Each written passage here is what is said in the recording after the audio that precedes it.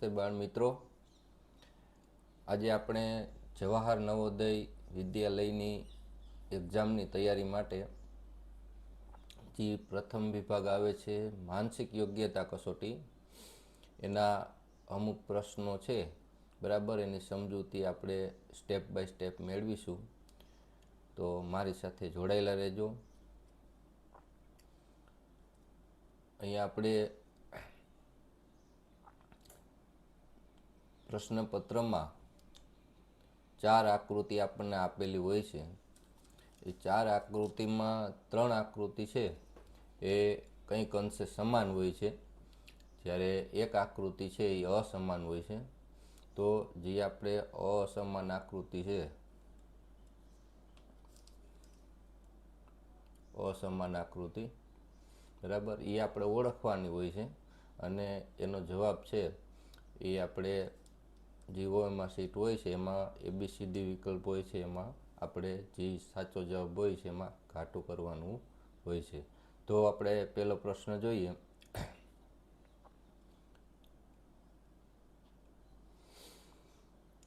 અહીંયા આપણને 1, 2, 3 અને 4 આકૃતિ આપેલ છે. હવે આ આકૃતિ તમે જોશો તો એમાં અહીંયા આપણને ઉપરની બાજુ ઊભી લાઈન આપણને આપેલી છે આમ આવી રીતે, અને નીચેનો જે ભાગ છે એમાં આપણને આવી રીતે આડી લાઈન આપેલી છે.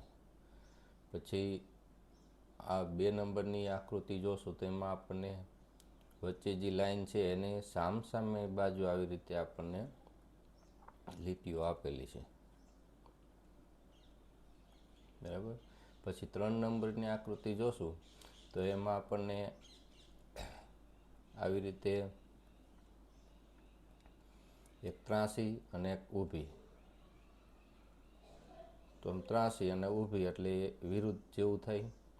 અને આમાં પણ આપણને એ રીતે છે કે ભાઈ ઊભી લીટી છે એમાં પછી આવી રીતે આમ આડી લીટીઓ છે, અને આ બાજુ બીજો જે વિભાગ છે એમાં આપણને ઊભી લીટી આપણને આવી રીતે આમ આપેલી છે બરાબર.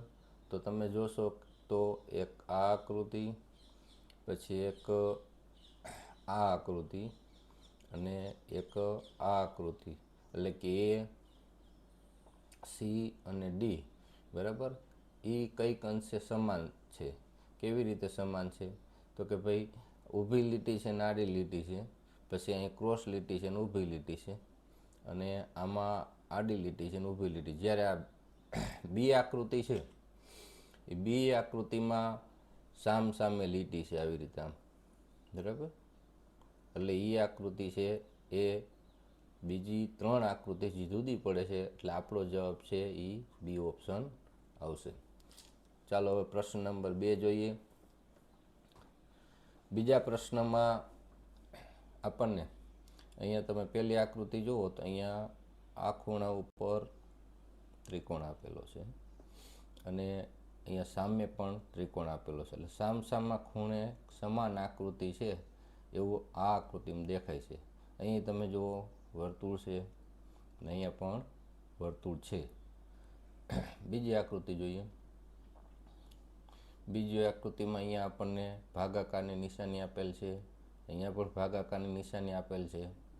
આ ખૂણે સરવાળાને એટલે કે પ્લસની નિશાની આપેલ છે, અને અહીંયા પણ એ જ છે બરાબર. પછી આપણે અહીંયા ચોથી આકૃતિ જોઈએ તો એમાં સ્ટાર અહીંયા ખૂણામાં દોરેલો છે, તો એની સામે એક્ઝેક્ટ સામે આપણને સ્ટાર જોવા મળે છે.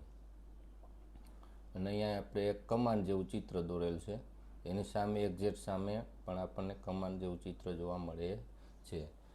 તો આ 3 આકૃતિઓ છે, 3 આકૃતિઓ આપણને સમાન હોય એવું લાગે છે.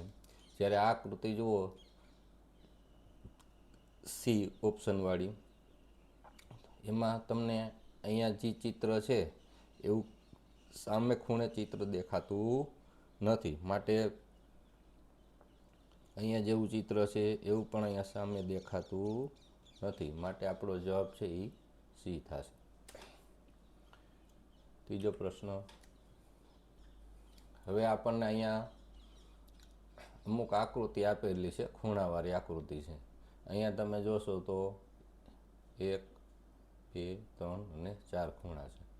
અહીંયા પણ આપણને ખૂણા છે એ દેખાય છે. અહીંયા ચોથી આકૃતિમાં પણ આપણને ખૂણા છે, ખૂણા દેખાય છે. પણ અહીંયા આપણને આ ત્રીજી આકૃતિમાં ખૂણા જોવા મળતા નથી. ખૂણા છે એ આપણને રાઉન્ડ શેપમાં જ છે. અહીંયા જો એટલે ખૂણા ના કહેવાય, બરાબર. અહીંયા રાઉન્ડ શેપ છે. બીજી આકૃતિમાં ખૂણા છે ને અહીંયા રાઉન્ડ શેપ એટલે વર્તુળ શેપ છે, બરાબર. એટલે આપણો સાચો જવાબ થશે સી. અસમાન શોધવાની છે. 3 સમાન હોય અને 1 અસમાન હોય. એ આપણો અસમાન છે એ આપણો સાચો જવાબ છે. પછી અહીંયા જુઓ તો હવે તમને જોશો કે અહીંયા જે તીર છે એ અંદરની તરફ છે, બરાબર. આ આકૃતિમાં તમે જુઓ અહીંયા પણ અંદરની તરફ છે. ડી ઓપ્શન જુઓ તેમાં પણ અંદરની તરફ છે. જ્યારે તમે આ બી ઓપ્શન જોશો, બરાબર, એમાં અહીંયા તીર જેવી નિશાની છે એ બહારની તરફ છે. માટે આપણો બી જવાબ છે એ સાચો થશે. 5મો પ્રશ્ન. હવે અહીંયા આપણને વર્તુળમાં એક ખૂણો આપેલો છે, બરાબર.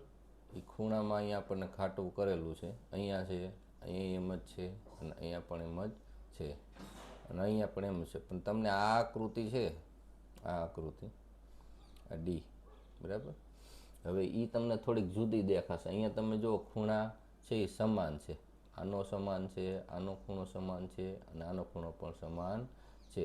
જ્યારે આનો ખૂણો છે એ આ ત્રણેય ખૂણા જે એ બી અને સીના ખૂણા છે, બરાબર, એના કરતાં નાનો દેખાય છે. માટે આ આકૃતિ છે એ અસમાન છે. માટે આપણો વિકલ્પ ડી છે એ જવાબમાં આવશે. 6થો પ્રશ્ન. લીટીઓ છે એ આપેલી છે, જોઈ લઈએ. અહીંયા આપણને 3 લીટી આપેલી છે, 1 2 અને 3. અહીંયા પણ 1 2 અને 3 આપેલી છે. અહીંયા 2 આપેલી છે અને અહીંયા પણ 2 આપેલી છે. અહીંયા 3 આપેલી છે, અહીંયા 2 આપેલી છે. જો અહીંયા 4 આપેલી છે અને અહીંયા પણ આપણને 4 લીટી આપેલી છે. તો સી વિકલ્પ એક એવો છે કે ઊભી 3 લીટી છે ને આડી લીટી 2 છે, એટલે એમાં એ વિસંગતતા છે, બરાબર. બાકી જે 3 આકૃતિ છે એ સમાન નિયમ છે એ બતાવે છે, જ્યારે સી આકૃતિ સમાન નિયમ બતાવતી નથી. માટે આપણો જવાબ છે એ સી આવશે. પ્રશ્ન નંબર 7. હવે અહીંયા તમે જુઓ તો 4 આકૃતિમાંથી અહીંયા આપણે એ જોઈએ તો એમાં 4 ખાના છે. પછી બી આકૃતિ છે એમાં 8 ખાના છે. 2 3 4 5 6 7 ને 8. સી આકૃતિ છે એમાં પણ 4 ખાના છે, 1 2 3 અને 4. અને ડી આકૃતિ છે એમાં પણ 4 ખાના છે, 1 2 3 અને 4. તો અહીંયા આપણે જોઈએ તો એ સી અને ડી એ ત્રણે આકૃતિમાં 4 ખાના છે. જ્યારે બી વિકલ્પવાળી આકૃતિ છે એમાં ટોટલ 4 ને 4 8 ખાના છે, એટલે એ અસમાન કહેવાય. તો આપણો જવાબ આવશે બી. એની જેમ સેમ જ પ્રશ્ન નંબર 8 છે. એમાં પણ અહીંયા જુઓ તો 1 2 3 અને 4 ખાના. બી વિકલ્પવાળી આકૃતિમાં 1 2 3 અને 4 ખાના. સી વિકલ્પવાળી આકૃતિમાં 1 2 3 અને 4 ખાના. જ્યારે ડી વિકલ્પવાળી આકૃતિ છે એમાં 1 2 3 4 5 અને 6 ખાના છે. તો આમાં 4 આમાં 4 અને આમાં 4.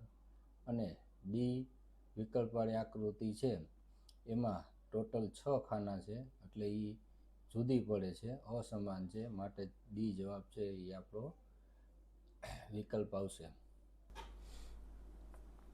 પ્રશ્ન નંબર 9. હવે આમાં તમે જુઓ, અહીંયા આપણે બધી આકૃતિમાં વચ્ચે આપણે જે દવાખાનાનું સાઇન હોય પ્લસનું, બરાબર, એવી રીતે ચિહ્ન છે. હવે દરેક ચિહ્ન છે ને એ આવી રીતે આમ છે.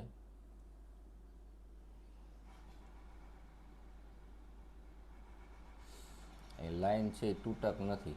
આમાં લાઈન તૂટક વચ્ચે જગ્યા નથી, આમાં પણ નથી, આમાં પણ નથી. જ્યારે આ આકૃતિમાં જુઓ એ લાઈન છે એ સળંગ નથી, અહીંયા જગ્યા છે લાઈનમાં, બરાબર. એટલે આપણો વિકલ્પ સી છે એ આપણો જવાબ આવશે. અહીંયા આપણને જગ્યા દેખાતી નથી, અહીંયા જગ્યા ટૂંકમાં દેખાય છે, અહીંયા આપણને જગ્યા દેખાય છે, બરાબર. અને આમાં એ કોઈમાં વચ્ચે આપણને જગ્યા દેખાતી નથી, માટે આપણો સી જવાબ છે એ સાચો થશે. અહીંયા આપણે ચોરસમાં અહીંયા ત્રિકોણ છે, અહીંયા પણ એક સાઈડ ત્રિકોણ છે, અહીંયા પણ એક બાજુમાં ત્રિકોણ છે, બરાબર. અને અહીંયા આપણે જે ચોરસ છે એમાં અહીંયા આપણને એક લંબચોરસ આપેલો છે. તો 3 આકૃતિ છે, આ અને આ, બરાબર. એ, સી અને ડી, એમાં વચ્ચે ત્રિકોણ આપેલો છે, જ્યારે બીમાં લંબચોરસ છે, તો આપણો જવાબ થશે બી. પ્રશ્ન નંબર 11. હવે અહીં ફૂલની પાંદડી છે. અહીંયા કેટલી પાંદડી છે? તો 1, 2 અને 3. બીમાં 1, 2 અને 3. સીમાં 1, 2 અને 3. અને ડીમાં વધુ દેખાય છે, 1, 2, 3 અને 4. તો આપણો જવાબ આવશે ડી. સાવ સહેલો. પ્રશ્ન નંબર 12. હવે તમે અહીં જોશો તો એક આ આકૃતિમાં, આ આકૃતિ અને આ આકૃતિ, ત્રણેય આકૃતિમાં તમે જોશો તો જે ઘાટું કરેલું છે જે ખાનામાં, એને એક્ઝેક્ટ સામેના ખાનામાં, વચ્ચે એક ખાનું છોડીને સામેના ખાનામાં ઘાટું કરેલું છે. તો આમાં એમ છે, આ આકૃતિમાં જુઓ અહીંયા ઘાટું છે અને અહીંયા ઘાટું છે, બરાબર, વચ્ચે ખાલી જગ્યા છે. અને આ આકૃતિમાં જુઓ અહીંયા આપણે ખાનું ઘાટું કરેલું છે, અહીંયા ઘાટું કરેલું છે, અને આ ખાનું છે એ ખાલી છે, બરાબર. પણ આકૃતિ એમાં જે અહીંયા ઘાટું કરેલ છે એની સામે અહીંયા આવવું જોઈએ, ન્યાય નથી. અને અહીંયા આવે તોય ચાલે, પણ ત્યાં પણ નથી, બરાબર. એટલે આપણે જવાબ છે એ આવશે.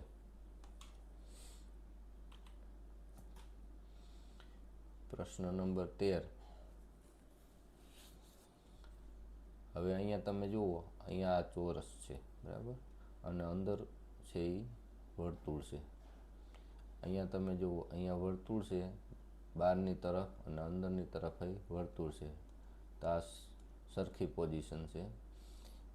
બહારની તરફ ત્રિકોણ છે અને એવો જ ત્રિકોણ અંદરની તરફ છે, ઊંધો ત્રિકોણ, બરાબર. અને અહીંયા સવડો ત્રિકોણ બહારની તરફ છે, એવો જ અંદરની તરફ પણ સવડો ત્રિકોણ આપણને આપેલો છે.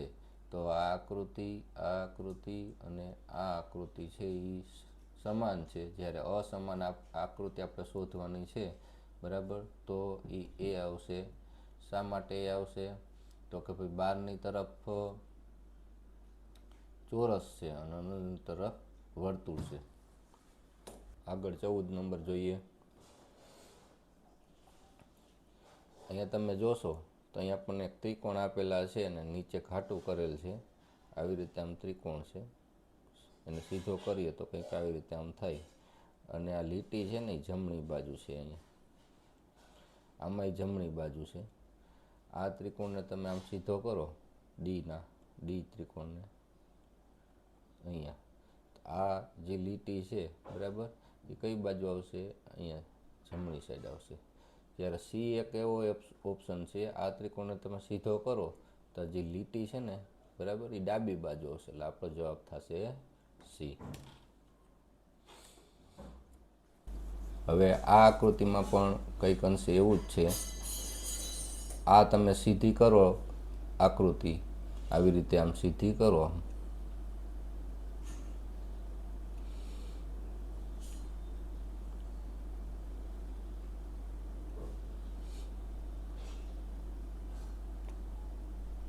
અહીંયા ત્રિકોણ છે અને વચ્ચે પ્લસની નિશાની છે. એટલે આ લીટી જે અહીંથી આમ જાય છે સીધી, બરાબર, એ ક્યાં ખૂણામાં જાય છે? ઉપર, તો ડાબી બાજુ જાય છે, બરાબર. આને સીધી કરો તો આ ક્યાં ખૂણામાં જાય છે? બરાબર, તો એ જમણી બાજુ જશે. આ ડાબી બાજુ જશે અને આ તો ડાબી બાજુ છે જ, બરાબર. તો આ આકૃતિ જે બી છે, બી, બરાબર, એ બી આકૃતિમાં જે આ લીટી છે સીધે સીધી ખૂણામાં જાય છે, એ ડાબા ખૂણામાં ઉપર, એટલે જમણા ખૂણામાં ઉપરની બાજુ જાય છે. આમાં ડાબી બાજુ, આને સીધી કરો તો આ ડાબી બાજુ, અને આકૃતિને સીધી કરો તો આ ડાબી બાજુ જાય છે, અને આ પણ ડાબી બાજુ. જ્યારે બી છે, બરાબર, એની જે લીટી છે એ જમણી તરફ જાય છે, જમણી બાજુના ખૂણા તરફ જાય છે, માટે આવશે જવાબ બી.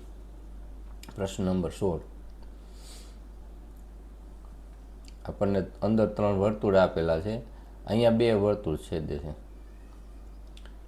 એક વર્તુળ 12 છે, અહીંયા 2, એક વર્તુળ 12, અહીંયા 2, એક વર્તુળ છે 12, અને અહીંયા 3 વર્તુળ છે એ એકબીજાને છેદે છે, બરાબર. એટલે આ આકૃતિ ડી છે એ જુદી છે, એટલે એ આપણો જવાબ આવશે.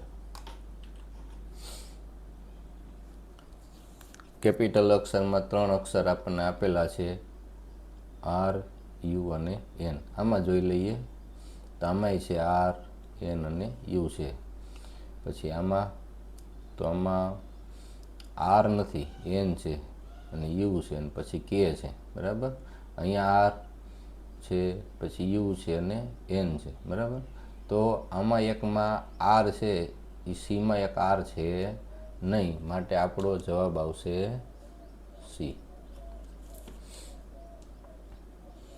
હવે અહીંયા જુઓ તમને, અહીંયા ત્રિકોણ આપેલો છે. ત્રિકોણના કેટલા ખૂણા હોય? તો 3. તો ઉપર તમે જુઓ કેટલા વર્તુળ છે? 1, 2 અને 3. પછી આ 4 ખૂણાવાળી આકૃતિ છે. ઉપર વર્તુળ કેટલા છે ભાઈ? તો 3. પછી આ ચોરસ છે, બરાબર. ઉપર વર્તુળ કેટલા છે? 1, 2, 3 અને 4. તો આ બરાબર છે. આ પંચકોણ છે, તો ઉપર વર્તુળ કેટલા છે? 1, બહારની સાઈડ 2, 3, 4 ને 5. તો આમાંય રેડી છે. આ 4 ખૂણાવાળી આકૃતિ છે તેમાંય 4 વર્તુળ છે. આ 5 ખૂણાવાળી આકૃતિ છે એમાંય 5 વર્તુળ છે. આ 3 ખૂણાવાળી આકૃતિ છે તેમાંય બહારની બાજુ 3 વર્તુળ છે. જ્યારે બી વિકલ્પવાળી જે આકૃતિ છે એમાં 4 ખૂણા છે અને બહારની બાજુ વર્તુળ 3 જોવા આપણને મળે છે, માટે બી વિકલ્પ છે એ અસમાન આકૃતિ છે, માટે જવાબ આવશે બી. અહીંયા આપણને ખૂણો બતાવે છે, એ કાટકોણ ખૂણો છે. આમાં પણ એમ છે. તીર તો બધાયમાં બહારની સાઈડ જ છે, બધી આકૃતિમાં. પણ આ 3 છે, બરાબર, એક એ, એક બી અને એક ડી, બરાબર. એ 3 આકૃતિ છે એ કાટકોણ ખૂણો બનાવે છે, જ્યારે સી આકૃતિ છે એ કાટકોણથી નાનો ખૂણો બનાવે છે, બરાબર. એટલે એ થોડીક જુદી પડે છે, એના માટે આપણો જવાબ આવશે સી. હવે અહીંયા જુઓ, બહારની સાઈડ ચોરસ છે અને અંદર વર્તુળ છે. બહારની સાઈડ વર્તુળ છે, અંદર પણ વર્તુળ છે. બહારની સાઈડ ત્રિકોણ છે, અંદર ત્રિકોણ છે. બહારની સાઈડ ત્રિકોણ છે, અંદર પણ ત્રિકોણ છે. તો આ આકૃતિ અને આ આકૃતિ ત્રણેય સમાન છે, જ્યારે આમાં ચોરસ છે અને અંદરની બાજુ વર્તુળ છે, એટલે આ એ છે એ જુદી પડે છે.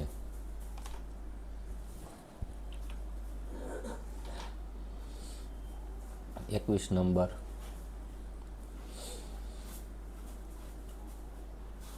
અહીંયા જુઓ, એ આ વિકલ્પમાં 4 ખૂણા છે, 1, 2, 3 અને 4.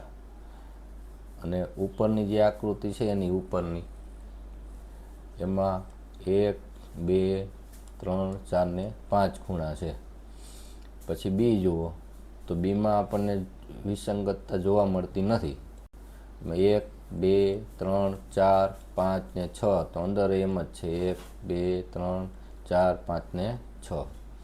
સી આકૃતિમાં 1 2 3 4 અંદરની આકૃતિમાં 1 2 3 અને 4.